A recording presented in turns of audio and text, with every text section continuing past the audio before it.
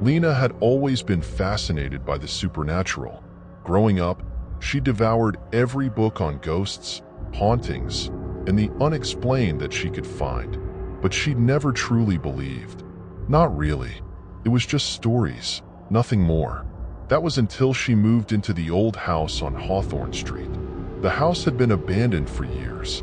No one knew much about its history, except that it had stood there, untouched, long before the area had been developed. People said it was cursed, but Lena was a skeptic. She saw potential in the house, an opportunity to make a fresh start. She didn't care about the rumors. The first few days were quiet. The creaky floors, the drafty rooms, and the eerie silence were unnerving. But Lena wrote it off as the quirks of an old house. After all, it was in her budget, and there were no other buyers, which was odd.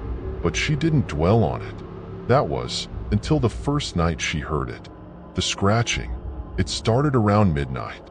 A soft, relentless scratching noise coming from the walls. At first, Lena thought it was just the house settling, the old timbers creaking and shifting in the cold. But the noise wasn't random. It had a rhythm to it, a pattern that seemed deliberate. It was coming from the room next door. She tried to ignore it, thinking she was just tired. But night after night, the scratching continued, growing louder, more frantic. One evening, Lena could no longer bear it.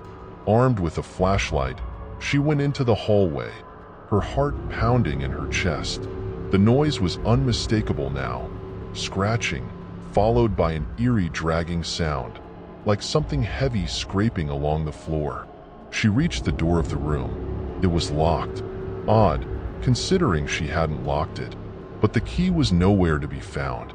Determined to get to the source of the noise, Lena used a hairpin to pick the lock. The door creaked open. The room was pitch dark. There were no windows, no light, just an overwhelming sense of coldness and something else, something she couldn't explain. Then, the scratching started again. It was louder now, almost frantic, as if whatever was inside was trying to get out. Lena switched on her flashlight. What she saw made her blood run cold. The walls of the room were covered in marks, scratches, deep gouges like something had clawed at them over and over again. And in the middle of the floor, there was a large, old-fashioned wardrobe. It was standing open, its door slightly ajar. She approached cautiously.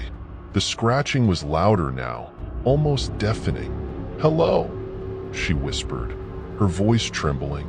"Is anyone there?" The only response was the eerie sound of something dragging across the floor. Curious and terrified, Lena reached for the wardrobe door. It was cold to the touch, as if it had been waiting for her. She hesitated, her hand trembling, but then she opened it fully. Inside, there was nothing. No monster, no hidden door, just darkness. But then, in the corner of the wardrobe, she saw it. A small, hand-carved box. Lena reached for it, feeling an odd, compulsive urge to open it. As soon as her fingers touched the box, she felt a surge of electricity run through her body.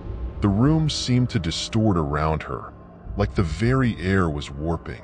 She shook her head, trying to shake the feeling, but when she opened the box, her heart stopped. Inside was a small, folded piece of yellowed paper. It looked ancient, brittle. She opened it carefully, reading the scrawled words. "Do not let them in. The house is not what it seems. The room is empty, but it is not." A chill ran down her spine. The scratching noise stopped. The house was silent again, but something had changed. The next few days were a blur. Lena couldn't shake the feeling that she was being watched. Every time she walked down the hallway, she felt an odd sense of dread, as if the house was aware of her presence. But the most disturbing thing of all was the room. It was always locked when she returned. She knew she hadn't locked it, and the scratching had started again. This time louder, as if something inside was begging to be let out. One evening, as Lena was leaving for work, she noticed something strange. The front door, which she always kept locked, was ajar. She froze. She never left it open. Her breath caught in her throat. It was then that she realized something had been in the house. Something had been watching her the entire time. That night, she decided to confront whatever haunted the house. Armed with the key to the room, she unlocked the door again, expecting the worst. But when she opened it, the room was different. It wasn't the same cold, empty space she had seen before. Now, the walls were covered with what looked like words, scribbled, frantic, and chaotic. The walls were covered with messages, symbols, names, and phrases. Some of the names were familiar, but others were not. They seemed to be constantly shifting, changing before her eyes. "Lena, you shouldn't be here." She turned to leave, but the door slammed shut behind her. A voice echoed from the far corner of the room, a soft, whispering voice. "It's too late." Lena's heart pounded in her chest as she turned toward the source. A figure was standing in the far corner, barely visible in the dim light. It was a woman, her face gaunt and hollow, her eyes black pits of despair. She was staring directly at Lena, her lips curling into a twisted smile. "You opened the door," the woman whispered. "You let them in." Suddenly, the room grew cold, and the walls seemed to close in on her. Lena could hear the scratching again, louder, coming from the walls, from the ceiling, from every corner. The sound was deafening, overwhelming, and then, just as suddenly as it had started, the room went silent. Lena stumbled backward, her heart racing. She turned toward the door, desperate to escape, but the door was gone. The room was closing in, the walls pressing against her from all sides. And that's when she understood. The room wasn't empty. It had never been empty. The scratching, the messages, the whispers, they were all the house, trying to tell her the truth. The house was alive. It fed on the fear of those who entered. And once you entered, you could never leave. As the room closed in around her, Lena's scream was swallowed by the walls.